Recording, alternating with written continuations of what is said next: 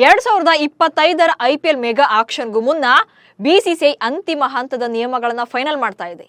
ಎಷ್ಟು ಜನರನ್ನ ರಿಟೈನ್ ಮಾಡಿಕೊಳ್ಳಬೇಕು, RTM ಕಾರ್ಡ್ ಬಳಕೆ ಹೇಗಿರಬೇಕು, ಎಷ್ಟು ಆಟಗಾರರನ್ನ ರಿಲೀಸ್ ಮಾಡಬೇಕು ಅನ್ನೋ ಬಗ್ಗೆ ಈಗಾಗಲೇ ಫ್ರಾಂಚೈಸಿ ಮಾಲೀಕರುಗಳಿಂದ ಅಭಿಪ್ರಾಯಗಳನ್ನು ಕೂಡ ಸಂಗ್ರಹ ಮಾಡಿದೆ.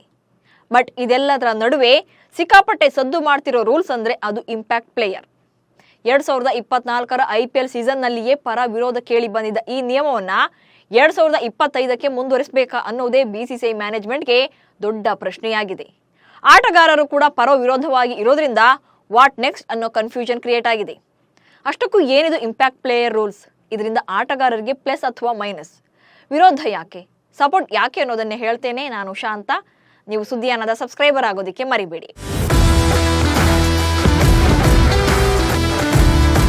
18ನೇ ಸೀಸನ್ IPL ಆರಂಭಕ್ಕೂ ಮುನ್ನ ಇಂಪ್ಯಾಕ್ಟ್ ಪ್ಲೇಯರ್ ರೂಲ್ಸ್ ಬಗ್ಗೆ ಫ್ರಾಂಚೈಸಿಗಳಲ್ಲೇ ಅಪಸ್ವರವಿದೆ. ಈ ಹಿಂದೆ ಕೂಡ ರೋಹಿತ್ ಶರ್ಮಾ, ವಿರಾಟ್ ಕೊಹ್ಲಿ, ಮೊಹಮ್ಮದ್ ಸಿರಾಜ್ ಸೇರಿದಂತೆ ಸಾಕಷ್ಟು ಆಟಗಾರರೇ ವಿರೋಧವನ್ನು ವ್ಯಕ್ತಪಡಿಸಿದರು.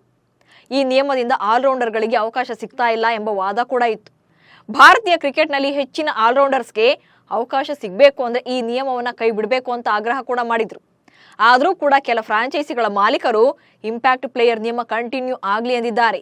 ಹೀಗಾಗಿ ನೆಕ್ಸ್ಟ್ ಸೀಸನ್ಗೆ ಹೇಗೆ ಅನ್ನೋ ಪ್ರಶ್ನೆ ಕ್ರಿಕೆಟ್ ಅಭಿಮಾನಿಗಳನ್ನು ಕೂಡ ಕಾಡ್ತಾ ಇದೆ. ಈ ಬಗ್ಗೆ ಬಿಸಿ ಚರ್ಚೆ ಕೂಡ ಜೋರಾಗಿದೆ. ಅಷ್ಟಕ್ಕೂ ಈ ನಿಯಮ ಯಾವಾಗ ಜಾರಿಗೆ ಬಂತು, ಪ್ಲೇಯಿಂಗ್ 11ನಲ್ಲಿ ಆದ ಬದಲಾವಣೆಗಳೇನು, ಎಲೆಮರೆಯ ಕಾಯಿ ಅಂತಿದ್ದ ಪ್ಲೇಯರ್ಸ್ಗೆ ವರವಾಗಿದ್ದೇಗೆ ಅನ್ನೋದನ್ನೇ ಹೇಳ್ತಾ ಹೋಗ್ತೇನೆ ನೋಡಿ. ಪ್ಲೇಯಿಂಗ್ 11 ಅಲ್ಲ, ಪ್ಲೇಯಿಂಗ್ 12. ಸಾಮಾನ್ಯವಾಗಿ ಕ್ರಿಕೆಟ್ ಅಂದ್ರೆ 11 ಆಟಗಾರರು ಒಂದು ತಂಡವಾಗಿ ಆಡೋ ಕ್ರೀಡೆ ಅನ್ನೋದು ನಿಮ್ಗೆಲ್ಲ ಗೊತ್ತೇ ಇದೆ. ಬಟ್ ಈ ಇಂಪ್ಯಾಕ್ಟ್ ಪ್ಲೇಯರ್ ನಿಯಮದಿಂದ ಒಂದು ತಂಡದಲ್ಲಿ 11 ಆಟಗಾರರ ಬದಲಿಗೆ 12 ಮಂದಿ ಇರ್ತಾರೆ. ಆಟದ ಮಧ್ಯದಲ್ಲಿ ಒಬ್ಬ ಆಟಗಾರನ ಬದಲಾಗಿ ಇನ್ನೊಬ್ಬ ಆಟಗಾರನನ್ನ ಕಣಕ್ಕಿಳಿಸೋಕೆ ಅವಕಾಶ ನೀಡಲಾಗುತ್ತೆ. ಹಿಂದೆಲ್ಲ ಆಟಗಾರ ಗಾಯಗೊಂಡ್ರೆ ಆತನ ಬದಲಿಗೆ ಇನ್ನೊಬ್ಬ ಆಟಗಾರನಿಗೆ ಆಡೋಕೆ ಅನುಮತಿ ನೀಡಲಾಗ್ತಾ ಇತ್ತು. ಆದ್ರೆ ಈಗ ಬದಲಿ ಆಟಗಾರನಿಗೆ ಬೌಲಿಂಗ್ ಮಾಡೋಕೆ ಅಥವಾ ಬ್ಯಾಟಿಂಗ್ ಮಾಡೋಕೆ ಅನುಮತಿ ಸಿಗ್ತಾ ಇರಲಿಲ್ಲ. ಈಗ ಇಂಪ್ಯಾಕ್ಟ್ ಪ್ಲೇಯರ್ ನಿಯಮದ ಪ್ರಕಾರ ಬೌಲಿಂಗ್ ಮತ್ತು ಬ್ಯಾಟಿಂಗ್ ಮಾಡೋಕೆ ಅನುವನ್ನ ಮಾಡಿಕೊಳ್ಳಲಾಗ್ತಾ ಇದೆ. ಟಾಸ್ನ ನಂತರ ಪ್ಲೇಯಿಂಗ್ 11 ಹೆಸರಿಸುವಾಗ 5 ಇಂಪ್ಯಾಕ್ಟ್ ಆಟಗಾರರ ಹೆಸರನ್ನ ನೀಡಬೇಕಾಗುತ್ತೆ. ಪಂದ್ಯದ ಆರಂಭದ 14 ಓವರ್ಗಳಿಗೆ ಮೊದಲು ಆಡುವ ಬಳಗದಲ್ಲಿ ಒಬ್ಬ ಆಟಗಾರನ ಬದಲಾಗಿ ಇಂಪ್ಯಾಕ್ಟ್ ಆಟಗಾರನ ಪಟ್ಟಿಯಲ್ಲಿ ಒಬ್ಬನ ಜೊತೆ ಬದಲಾಯಿಸಿಕೊಳ್ಳಬಹುದು. ಬದಲಿ ಆಟಗಾರನ ಬಗ್ಗೆ ಅಂಪೈರ್ಗೆ ಮೊದಲೇ ಮಾಹಿತಿ. ಇಂಪ್ಯಾಕ್ಟ್ ಪ್ಲೇಯರ್ ನಿಯಮದ ಪ್ರಕಾರ ತಂಡದ ಕ್ಯಾಪ್ಟನ್ ಆದವರು ಮೊದಲು ಹೋಗಿ ಅಂಪೈರ್ಗೆ ಈ ಬಗ್ಗೆ ಮಾಹಿತಿಯನ್ನು ಕೊಡಬೇಕಾಗುತ್ತೆ. ಅಂಪೈರ್ ಸೂಚನೆ ನೀಡಿದ ಬಳಿಕವೇ ಇಂಪ್ಯಾಕ್ಟ್ ಪ್ಲೇಯರ್ ಮೈದಾನಕ್ಕೆ ಬರಬಹುದು. ಫಾರ್ ಎಕ್ಸಾಂಪಲ್, ಮೊದಲು ಬೌಲಿಂಗ್ ಮಾಡ್ತಾ ಇರುವ ತಂಡದಲ್ಲಿ ಒಬ್ಬ ಬೌಲರ್ 4 ಓವರ್ಗಳನ್ನ ಬೌಲ್ ಮಾಡಿದ ನಂತರ 14ನೇ ಓವರ್ ಬಳಿಕ ಇನ್ನೊಬ್ಬ ಬೌಲರ್ ಬದಲಿಯಾಗಿ ಒಳಗೆ ಬರಬಹುದು. ಆತನಿಗೂ ಕೂಡ 4 ಓವರ್ ಬೌಲಿಂಗ್ ಮಾಡೋಕೆ ಅವಕಾಶ ನೀಡಲಾಗುತ್ತೆ. ಬ್ಯಾಟಿಂಗ್ ಮಾಡುವ ತಂಡ ಕೂಡ ಮತ್ತೊಬ್ಬ ಬ್ಯಾಟರ್ಗೆ ಬದಲಾವಣೆ ಮಾಡಬಹುದು. ಇಂಪ್ಯಾಕ್ಟ್ ಪ್ಲೇಯರ್ ನಿಯಮಕ್ಕೆ conditions apply. Yes, impact player ನಿಯಮಕ್ಕೆ ಕೆಲ ಷರತ್ತುಗಳು ಕೂಡ ಇವೆ. ಮೊದಲನೇದಾಗಿ ಇದು ಭಾರತದ ಆಟಗಾರರಿಗೆ ಮಾತ್ರ ಅನ್ವಯಿಸುತ್ತೆ. ವಿದೇಶಿ ಆಟಗಾರನನ್ನ ಇಂಪ್ಯಾಕ್ಟ್ ಪ್ಲೇಯರ್ ಆಗಿ ಬಳಸಬೇಕು ಅಂದ್ರೆ ಪ್ಲೇಯಿಂಗ್ 11ನಲ್ಲಿ 3 ವಿದೇಶಿ ಆಟಗಾರರು ಮಾತ್ರ ಇರಬೇಕು. ನಂತರ 4ನೇ ವಿದೇಶಿ ಆಟಗಾರ ಇಂಪ್ಯಾಕ್ಟ್ ಪ್ಲೇಯರ್ ಆಗಿ ಬರಬಹುದು. ವಿದೇಶಿ ಆಟಗಾರನಿಗೆ ಬದಲಾಗಿ ಭಾರತೀಯ ಆಟಗಾರ ಇಂಪ್ಯಾಕ್ಟ್ ಪ್ಲೇಯರ್ ಕೂಡ ಆಗಬಹುದು. ಒಮ್ಮೆ ಇಂಪ್ಯಾಕ್ಟ್ ಪ್ಲೇಯರ್ ಆಗಿ ಬಂದ ಆಟಗಾರನನ್ನ ಮತ್ತೆ ಬದಲಾಯಿಸೋಕೆ ಯಾವುದೇ ಅವಕಾಶ ಕೂಡ ಇರೋದಿಲ್ಲ. ಬೆಂಚ್ಗೆ ಸೀಮಿತವಾಗಿದ್ದವರಿಗೆ ವರವಾಗಿದ್ದ ಹೊಸ ರೂಲ್ಸ್. ಇಂಪ್ಯಾಕ್ಟ್ ಪ್ಲೇಯರ್ ಬಗ್ಗೆ ಕೆಲವರು ಬ್ಯಾಟ್ ಬೀಸೋಕೆ ಕಾರಣ ಅದರ ನಿಯಮ.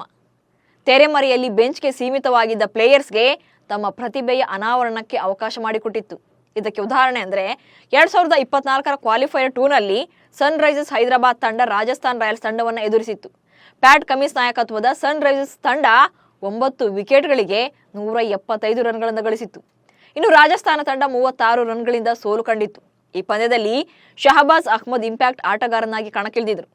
ಬ್ಯಾಟಿಂಗ್ನಲ್ಲಿ 18 ರನ್ ಗಳಿಸಿ ಬೌಲಿಂಗ್ನಲ್ಲಿ 3 ಪ್ರಮುಖ ವಿಕೆಟ್ಗಳನ್ನು ಕಿತ್ತು ಪಂದ್ಯ ಶ್ರೇಷ್ಠ ಪ್ರಶಸ್ತಿಯನ್ನು ಪಡ್ಕೊಂಡಿದ್ರು. ಈ ನಿಯಮ ಇದ್ದಿದ್ರಿಂದಲೇ ಬಹಳ ಆಟಗಾರರು ತಮ್ಮ ಪ್ರತಿಭೆ ತೋರಿಸೋಕೆ ಸಾಧ್ಯ ಆಗ್ತಾ ಇದೆ. ಅಷ್ಟೇ ಯಾಕೆ, ಇಂಪ್ಯಾಕ್ಟ್ ಪ್ಲೇಯರ್ ನಿಯಮ ಇಲ್ಲದೇ ಇದ್ದಿದ್ರೆ ಧ್ರುವ್ ಜುರೇಲ್, ಶಿವಮ್ ದುಬೆ, ಶಹಬಾಜ್ ಅಹ್ಮದ್ ರಂತ ಆಟಗಾರರು ಮೈದಾನಕ್ಕೆ ಇಳಿಯೋಕೆ ಇನ್ನಷ್ಟು ವರ್ಷಗಳು ಕಾಯಲೇಬೇಕಾಗ್ತಿತ್ತು.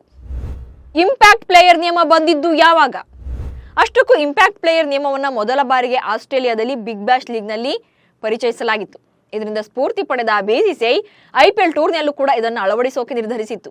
IPLಗೂ ಮುನ್ನ 2022-23ರ ಸೈಯದ್ ಮುಷ್ತಾಕ್ ಅಲಿ T20 ಕ್ರಿಕೆಟ್ ಟೂರ್ನಿಯಲ್ಲಿ ಮೊದಲ ಬಾರಿಗೆ ಈ ನಿಯಮವನ್ನು ಅಳವಡಿಸಿಕೊಂಡು ಪ್ರಯೋಗ ನಡೆಸಿತ್ತು. ಅದು ಸಕ್ಸಸ್ ಆದ ಬಳಿಕವೇ ಕಳೆದ 2 ಆವೃತ್ತಿಗಳಿಂದ IPLನಲ್ಲೂ ಕೂಡ ಅನುಷ್ಠಾನಕ್ಕೆ ತರಲಾಯಿತು. ಇದರಿಂದ ಹೊಸ ಆಟಗಾರರು ತಮಗೆ ಸಿಕ್ಕ ಅವಕಾಶಗಳಲ್ಲಿ ತಮ್ಮ ಸಾಮರ್ಥ್ಯವನ್ನ ಪ್ರೂವ್ ಮಾಡಿ ಸೈ ಎನಿಸಿಕೊಳ್ತಿದ್ದಾರೆ. ಬಟ್ ಈ ನಿಯಮದಿಂದ ಆಲ್ರೌಂಡರ್ ಸಿಗ್ತಾ ಇಲ್ಲ ಅನ್ನೋ ವಾದ ಕೂಡ ಇದೆ. ಸೊ ಫೈನಲ್ ಆಗಿ 2025ರ IPLಗೆ ಇಂಪ್ಯಾಕ್ಟ್ ಪ್ಲೇಯರ್ ನಿಯಮ ಬೇಕು ಅನ್ನೋದಾದ್ರೆ ಯಾಕೆ ಬೇಕು, ಇದರಿಂದ ಪಂದ್ಯದ ಮೇಲೆ ಹೇಗೆ ಎಫೆಕ್ಟ್ ಆಗುತ್ತೆ ಅನ್ನೋದನ್ನ ಕಮೆಂಟ್ಸ್ ಮೂಲಕ ತಿಳಿಸಿ. ಹಾಗೆ ಸುದ್ದಿಯಾನದ ಫಾಲೋವರ್ ಆಗಿ. ನಮಸ್ಕಾರ.